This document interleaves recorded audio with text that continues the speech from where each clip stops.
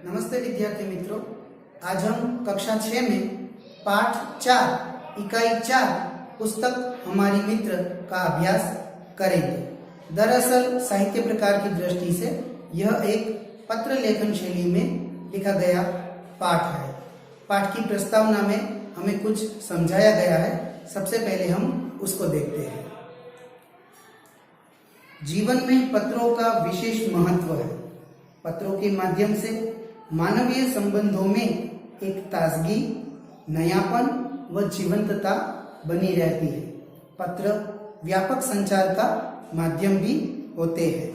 पत्र लेखन एक कला है, अतएव पत्र लेखन की कला से छात्र अवगत हो यह आवश्यक है। इसके साथ साथ एसएमएस, ईमेल और फैक्स के जमाने में भी पत्र शैली का विकास करना मुख्य उद्देश्य है। तो यहाँ पर आप देख सकते हो कि आपको प्रस्तावना में ही यहाँ पर इस तरह के उद्देश्य से अवगत किया गया है कि भले ही हमारे आसपास टेक्नोलॉजी के माध्यम से आज संदेश व्यवहार होते हो, लेकिन फिर भी हम सब लोगों को पत्र लेखन करना आना चाहिए। और हो सके तो हमें अपनी निजी जिंदगी में जिनसे हम पत्र व्यवहार करना चाहते हैं उनसे पत्र व्यवहार भी करना चाहिए।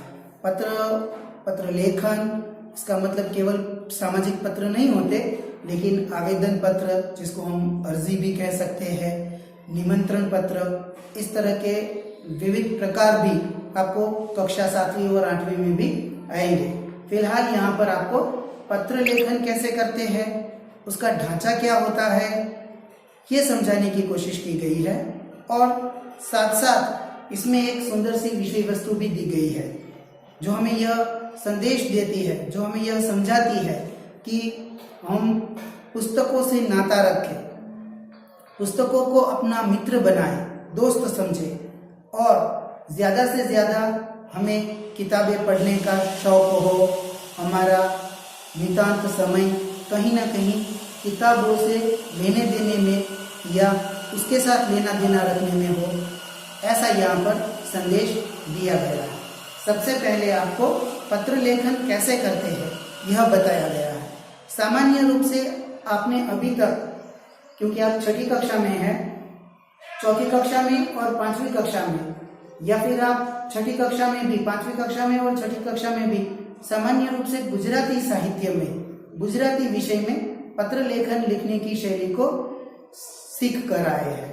यहाँ पर 6ठी कक्षा में भी आप हिंदी में पत्र लेखन सीखने की कोशिश कर रहे हैं। मेरे कहने का तात्पर्य यह है कि सामान्य रूप से गुजराती में जब आप पत्र लेखन कर रहे होते हो तो आप अपना जो पत्र लेखन करने वाला होता है उसका नाम, उसका पता, शहर का नाम, पिन कोड नंबर, दिनांक इत्यादि जो है वो आप दाईं ओर लिखते हैं। मान लीजिए कि ये आपका कागज है, तो गुजराती में जब आप लिखते हो तो उसका हिंदी में सामाजिक प्रत्यायन की भाषा में उसको प्रेषक कहते हैं। प्रेषक का मतलब होता है पत्र जिसने लिखा है और जिसको वह भेज रहा है। पत्र लिखने वाले को प्रेषक कहते हैं। तो उसका नाम, पता, दिनांक ये इस तरफ लिखा जाता है, दाईं ओर। लेकिन जब आप हिंदी में पत्र लेखन करते हैं तो आपको याद रखना है कि आपको पता, शहर का नाम, पिन कोड नंबर, दिनांक ये सब आपको बाईं ओर इस तरफ लिखना है। किताब में भी आप देख सकते हो कि आपको बाईं ओर ये वस्तु लिखी हुई देख सकते हो। इतना याद रखना है, गुजराती में दाईं ओर, अंग्रेजी और हिंदी में बाईं ओर। ठीक है, ये नियम आपको याद रखना है। आपको मान लीजिए कि ये आपका ये कोई कागज है, फुलस्केप कागज भी हम इसको मान सकते हैं। तो हिंदी और अंग्रेजी में आपको प्रेषक शब्द को याद रखिएगा। प्रेषक इसका मतलब होता है, इसका अर्थ होता है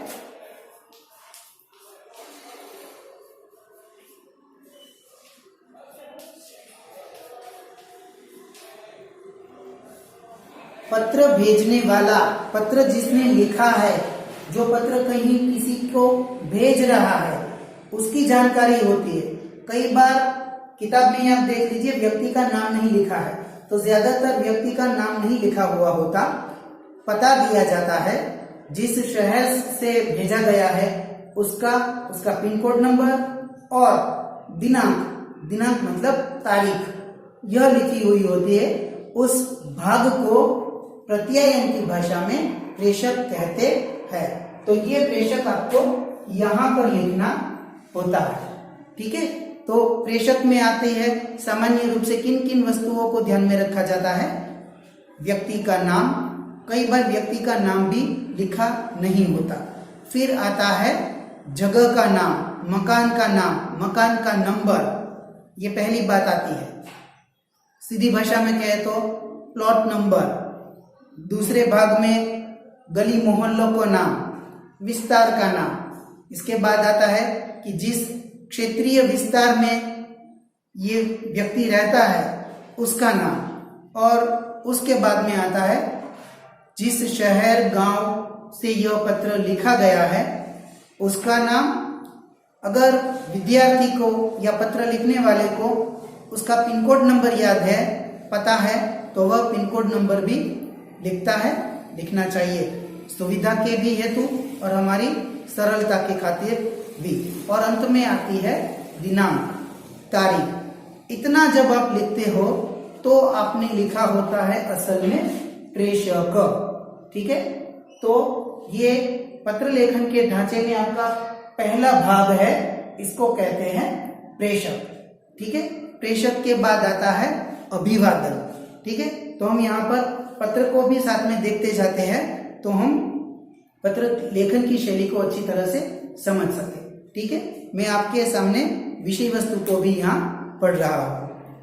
195 ये या तो मकान का नंबर लिखा है या प्लॉट नंबर लिखा है। 195 उमिया नगर सोसाइटी। देखिए जिस भाग में ये मकान है उस सोसाइटी का नाम, गली मोहल्लों का नाम, ठीक है, विस्तार का नाम। इसके बाद शहर का नाम दिया गया है मुंद्रा, जिला इसका है कच्छ। कई लोग तहसील को भी लिखते हैं, तहसील का मतलब होता है तालुका, जिसको हम गुजराती में कहते हैं, हिंदी और उर्दू में उसको तहसील कहा जाता है। तो शहर का नाम, जो गांव में लोग रहते हैं उसको तहसील भी लिखनी पड़ती है और जिला भी लिखना पड़ता है। तो यहाँ पर जिला है कच्छ। दिनांक लिखी है 4 अगस्त 2011, ठीक है, 4/8/2011 ऐसा भी आप बोल सकते हो। 4 अगस्त 2011 ऐसा भी आप बोल सकते हो।